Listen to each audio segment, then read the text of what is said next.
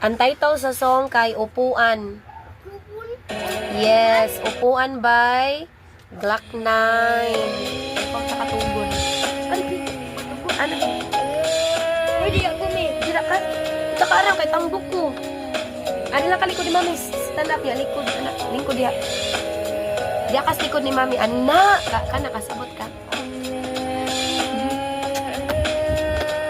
Anak. Sinta ha. Okay ra ka, sinta mami. Sinta.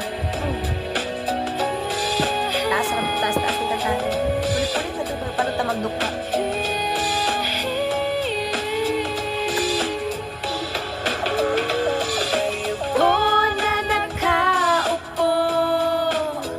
Subukan nyo namang tumayo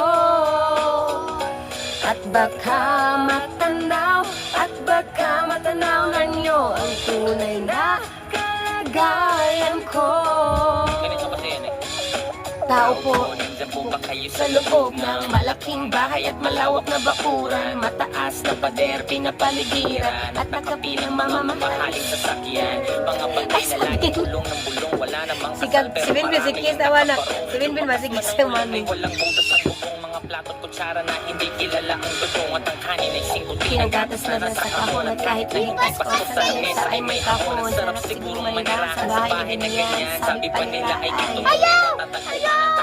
Kiss sa mami. Ayaw! Sugan ninyo. Dali sa Bin, dali Bin. Dali Bin, kaya ikay sunod Bin. Oh, dali sa sunod. Oh, dali. Ya, kanta-kanta dahil yun aris liko ni mami. Naman tumayo, tumayo. Baka matanaw na nyo ang tunay na kalagayan ko. Hinga lang na po sa taong nakaupo. Alam nyo bang pantakal ng bigas namin ay di puno? Ang linging bahay namin ay pinagtagli-tagliyero. Sa gabi ay sobrang init na tumutunaw na yelo na di kayang bilhin pa ilagay sa inyong mini. Nakulong tubig sa lumang takuring uling-uling. Gamit ang panggatong na inanod lamang sa estero na nagsisilbing kusina sa umaga. Yaming banyo ang aking inay na may kayamanan. Isang kaldero na nagagamit lang pagkaking amay sumiswelo. Pero kulang pa din ulam na tuyo asin. 50 pesos sa maghapoy pagkakasahin. Di ko alam kung talagang maraming harang o mataas lang ang bako doon. Nagbubulang lamang po kayo.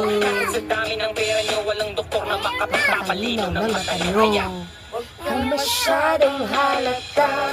Ba't